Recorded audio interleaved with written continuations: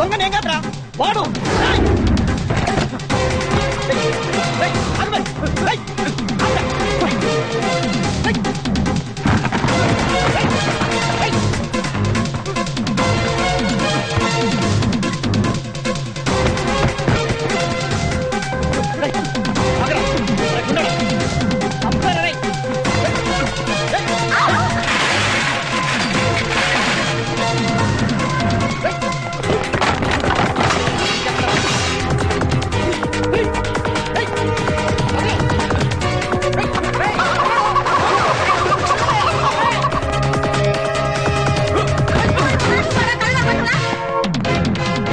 తరకోరా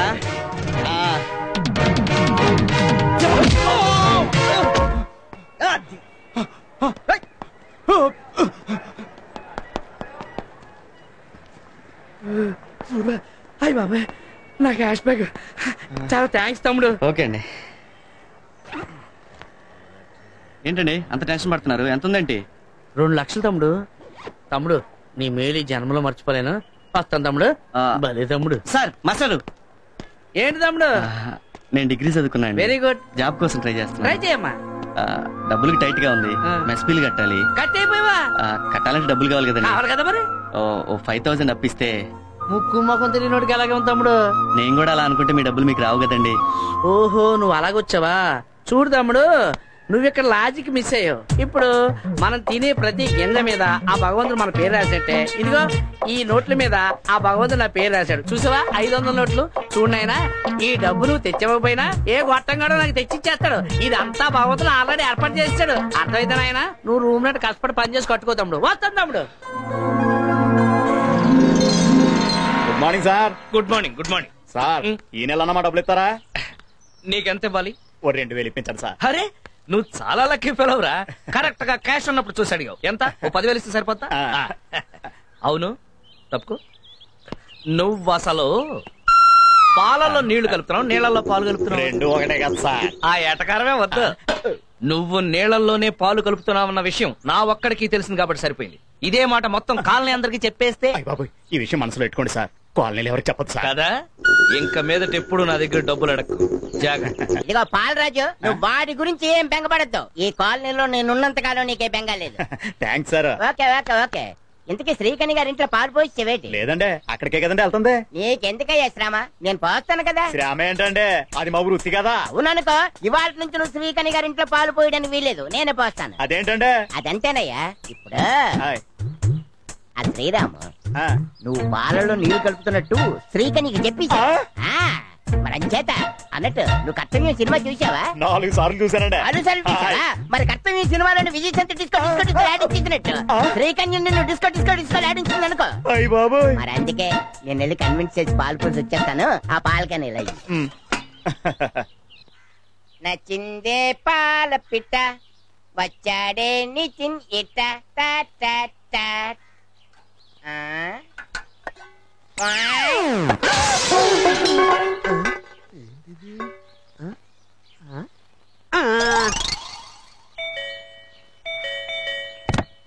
ఎవరు?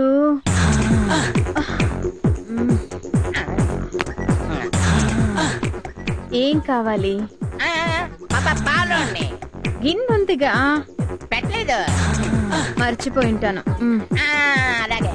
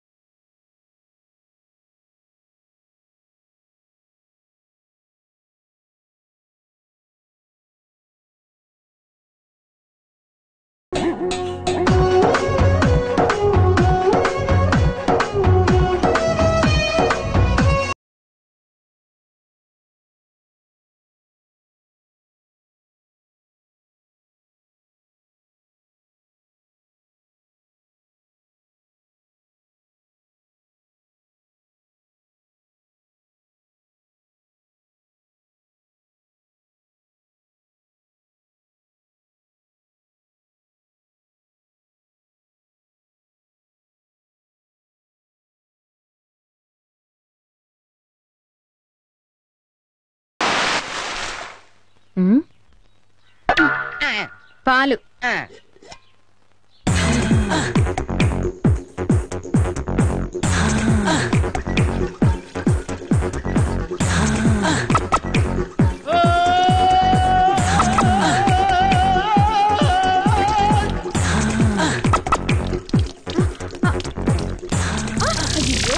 పాలన్నీ నేల పాలు చేసావు కదయ్యా.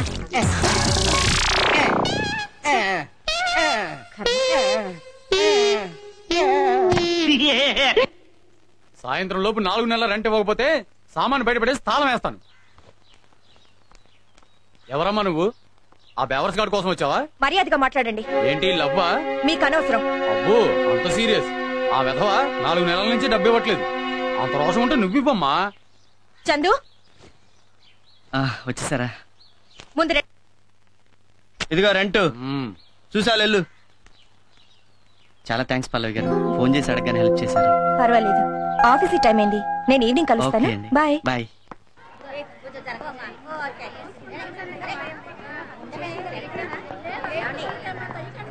తొందరగా రాక. చెల్లమా, నాకేమో భయంగా ఉంది. ఇదేం దయ్యం సినిమా కాదు. అది కాదు, ఇంట్లో మా ఆయనకి చెప్పకుండా వచ్చాను. ఆయనకి తెలిస్తే వాళ్ళు తప్ప తాగి ఏ అర్ధరాత్రిగా వస్తారు. మన ఒక్క సినిమాకి వెళ్ళినంత మాత్రం నేను కాదు. నువ్వురా. ఏంటో మావా, మనలాంటి తెలివైన వాళ్ళకి ఉద్యోగం దొరకటం లేదు. అందుకే నేను ఫారెన్ వెళ్ళిపోదాం అనుకుంటున్నాను. ఫారిన్ ఎక్కడికి? అదే ముంబై, కలకత్తా, ఢిల్లీ. సరే, భయపడి భయపడి ఏమవుతుంది? అరే మా ఆవిడ డబుల్ యాక్షన్, అచ్చు మా ఆవిడలాగే ఉంది. అరే మీ ఆవిడ కూడా డబుల్ యాక్షన్. నీకు తాక్కుండా ఎక్కినట్టుంది.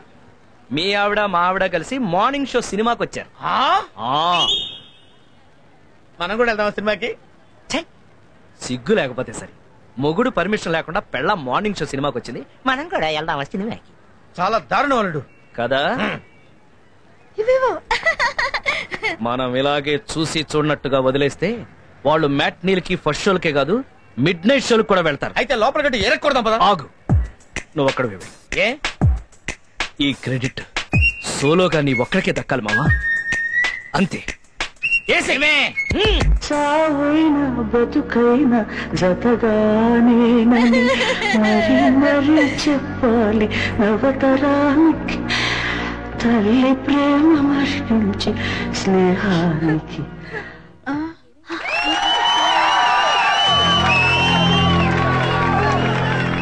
ఏం సినిమా ఆపేశారు? పక్క థియేటర్ నుంచి బాక్స్ రాలేదేమో. బాక్స్ రాకపోవటం కాదే, నీ బాక్స్ బద్దలు కొడతా. ఏమండి, మీరా సమయానికి వచ్చారు. రండి రండి, సినిమా చూస్తారండి. ఏంటి వచ్చేది? నువ్వు అసలు సినిమాకి ఎలా వచ్చావు? టికెట్ తీసుకునే వచ్చా. టికెట్ తీసుకుని వచ్చావు? మొగుడు పర్మిషన్ తీసుకొని రావాలని తెలీదా? ఇందులో తప్పే. మీరు మధ్యలో మాట్లాడద్దు, కూర్చోండి. ఏంటే ఏం తెలియనట్టు నంగరాత్రిలో పెట్టేయండి మొహం. మీ ఆడవాళ్ళ సంగతి నాకు తెలిసే.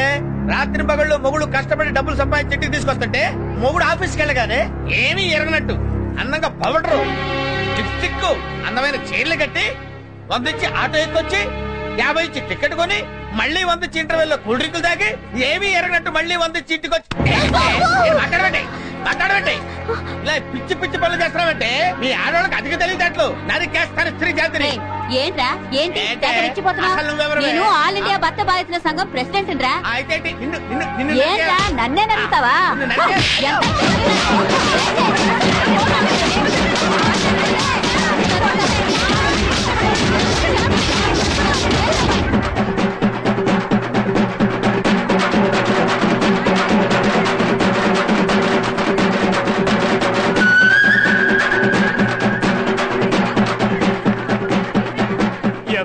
లేడీస్ అందరూ కలిపి ఎరగ తీసేసినట్టున్నారు.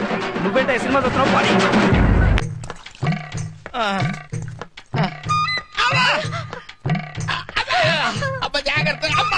కొంచెం వచ్చుకోండి. వచ్చాడు. అమ్మా, నాన్నగారికి బాగా దెబ్బలు తగిలినట్టున్నాయి కదా. ఒక్కరా ఇద్దరా 10 మంది కలిసి కుమ్మేశారు. అంతమందా? ఆ టైంలో నాన్నగారు పోయింటే ఏముంది, నువ్వే తల కొరివి పెట్టాల్సి వచ్చేది. నేను పెట్టను. అలా అనకూడదురా. నేను పెట్టనంటే పెట్టను.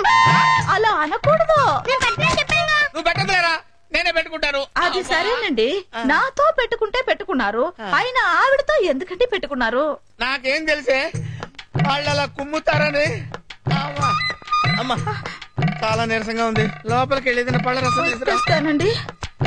అమ్మా అబ్బో, ఆడోళ్ళందరూ కలిసి ఈ టైప్ లో కుమ్మారేంటి? అమ్మో, ఇదిగానండి పండు రసం. థ్యాంక్స్. అబ్బా ఏంటి ఎంత పుల్లగా ఉంది? చింతపండు పుల్లగానే ఉంటుంది కదండి. ఇది చింతపండు రసమా? చింతపండు కూడా పండేనా?